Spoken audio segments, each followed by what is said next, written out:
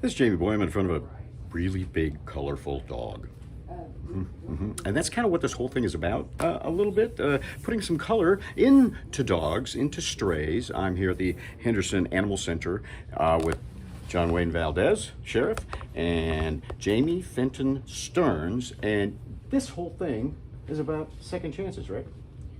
Right. Yes. So what kind of program is it that you guys are starting up? It involves inmates and stray dogs, right? Yes. So Second Chance Initiative is a program where we will pull dogs that are strays and needing rescues and put them into a prison program with inmates where they will live for 6 to 8 weeks and then be adopted out. Okay, so I guess the dogs get a little training. I guess the inmates too, right? Yes.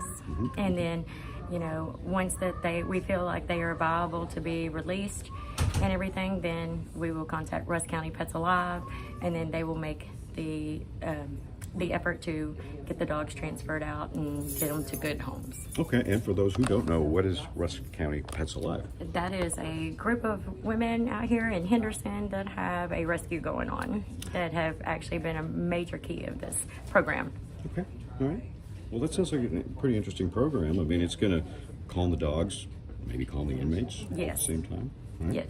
And so, Sheriff, did you kind of spearhead this whole thing? You kind of heard about it and got it going, or? It started as an idea. Yeah. Since I've been sheriff, we've had a problem weekly with people calling in about stray dogs. Well, with the only shelter we have is the Henderson Animal Shelter, and they've been full since I got here. So one day it just popped into my head, why can't we use a different program and a different outreach to be able to do something with the stray animals that we have out in the county. I don't like telling people that there's nothing we can do.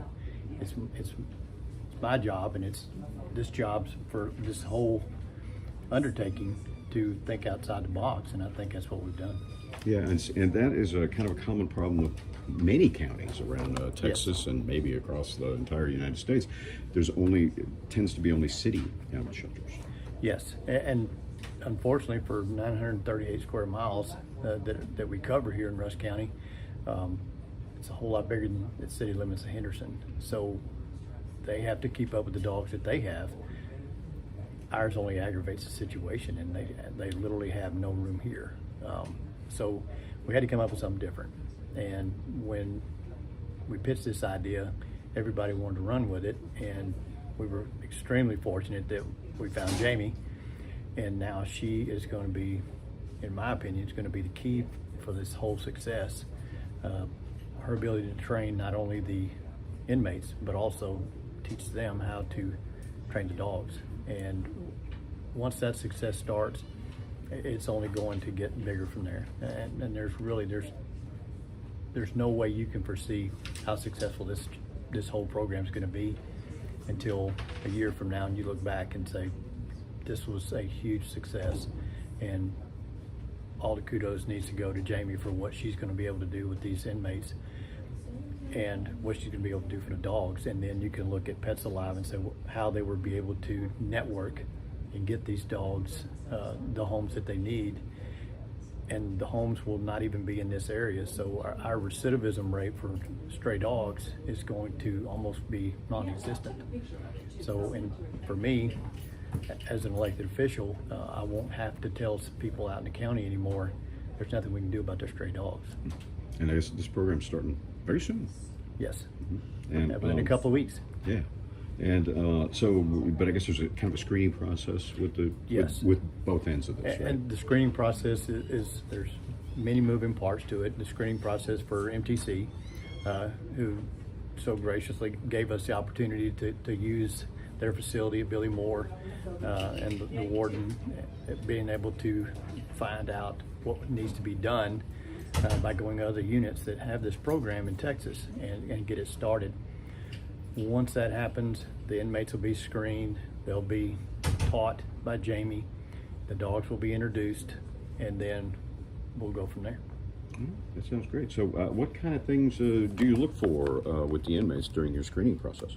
Well, one, their passion for dogs, what their philosophy is on being with a dog, and what their goal is with the dog. We're very careful of who we're going to place with the dogs as well. But ultimately what their goal is in the end with the outcome, and why do you want to be with this dog? Okay. And yeah, animal shelters are so busy, those people really don't have time to train the animals. No. So that doesn't happen. No, most shelters are just trying to find a good home for a dog, and people come in and they pick up a dog, and then what happens too is they get the dog home and they had unrealistic expectations that this dog was going to be potty trained or be perfect, and then that dog is getting returned right back to the shelter, and that's what we want to avoid happening. We want dogs to get there and stay and not have to be returned anymore.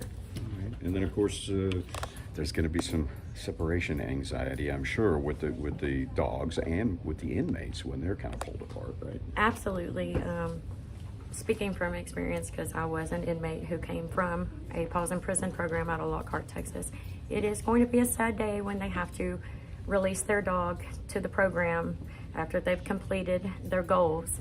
But there'll be another dog that comes in, just like Sheriff Valdez says, there's always one dog behind the next. I mean, it's a constant problem that we have here, all the way from Rusk County and all the way to Longview. I mean, this is an ongoing thing about dogs. Yeah, I have a scanner myself that I listen to all the time, and I hear those animal calls come in all the time.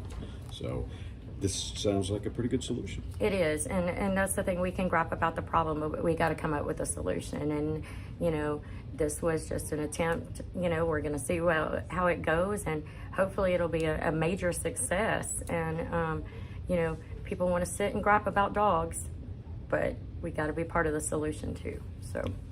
Good deal. Anything you'd like to add? No. Anything you'd like you. to add, Sheriff?